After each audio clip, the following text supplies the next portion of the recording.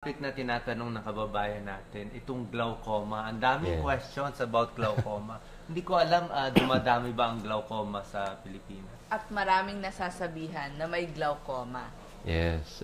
Well, unang-una, ano po yung glaucoma? No? So, ang glaucoma po ay sakit sa mata na nakakabulag, kaya nakakatakot po ito. No? And how do we know kung meron tayong glaucoma? Sa pagpa-check up po natin sa mata, nakikita po ng ophthalmologist, sinisilip po dapat itong optic nerve. No? So, ito po yung likod ng mata natin. And in glaucoma, yung optic nerve, this is the normal optic nerve po. Makikita nyo po na kung saan lumalabas o pumapasok itong mga blood vessels, yung pula, may konting depression po, no? May parang nakalubog siya ng konti. Sa glaucoma, lumalaki po yung lubog na yan, no? Hindi naman nabutas. Oo, pero although hindi ito anatomically accurate, no? Dapat pa ganyan siya, no? Pero lumalaki po yan at nasisili po ng doktor. At kung kahawig niya, yung mga pasyenteng may glaucoma, siniscreen po yan. No? We can do further testing para malaman kung talagang may glaucoma. Ang symptoms ng glaucoma, sakit mata, malabo. Initially, most patients actually have no symptoms. No? Kaya po importante na magpa-check up when we're 40 and above. Kasi kailangan na po natin agapan. Kung may glaucoma, ang damage po sa mata is permanent. No? So for example dito, ito yung normal na paningin natin.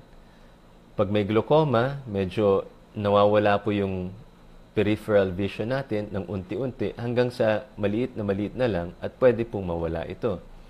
So, yung mga pasyenteng may glaucoma, sometimes hindi nila alam dahil yung gitna malinaw pa. So, akala nila normal ang kanilang vision. But we tell them we have to screen, we tell all patients we have to screen kasi pag ganito na po ang vision natin, yung konti na lang ang nakikita, hindi na po na ibabalik yung nawala.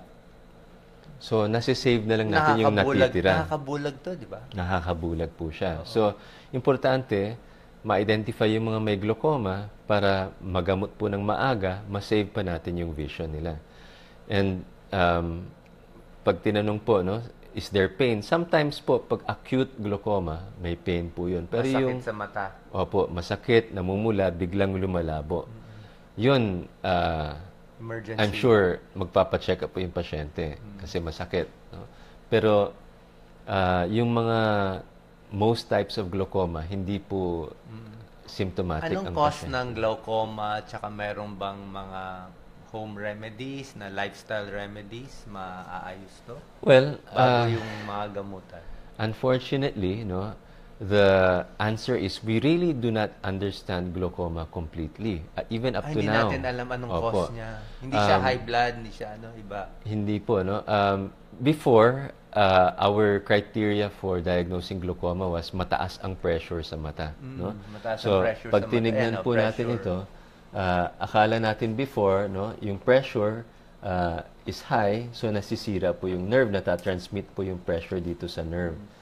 Pero there is also a type of glaucoma where the pressure is normal.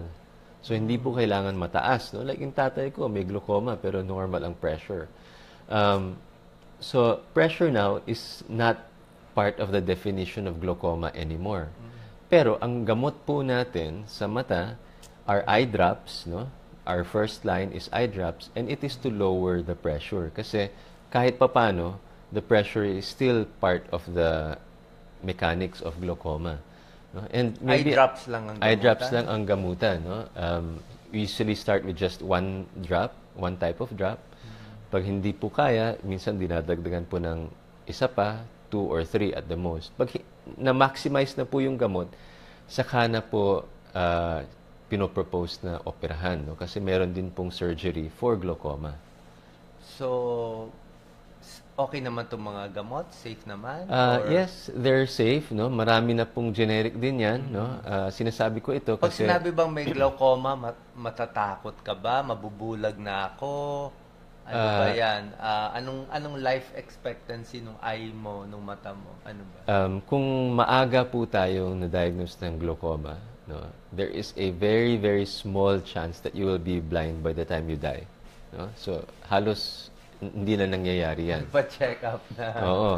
Hindi gaya po ng 30 years ago, pag sinabing may glaucoma, almost certainly, bago ka mamatay, bulag ka na. So maganda yung advancement. Ngayon po, ang advancement is so good that if you see your glaucoma specialist regularly, no, we can prevent your blindness. Okay? So, importante nga po na magpa-screen. No? 40 years old and above, magpa-check up po just to make sure you don't have glaucoma. Kung may family history din po kayo ng glaucoma, ang nanay niyo, tatay niyo may glaucoma, kasama din po kayo, may risk din na magka-glaucoma, magpa-check up din. So, gaya ko, my father has glaucoma, I also have to get my eyes checked regularly. No? Kasi kung may glaucoma ako, I need to start treatment. Hindi po tayo din basta-basta mag-drops, no? Kasi number one, mahal po ang gamot. Yung eye drops po. Ano pangalan ng eye drops? Anong generic nun? No, there are different kinds, no, of prostaglandin analog drops. Pero they're almost all the same price, no? They're almost 1,000 pesos each, no?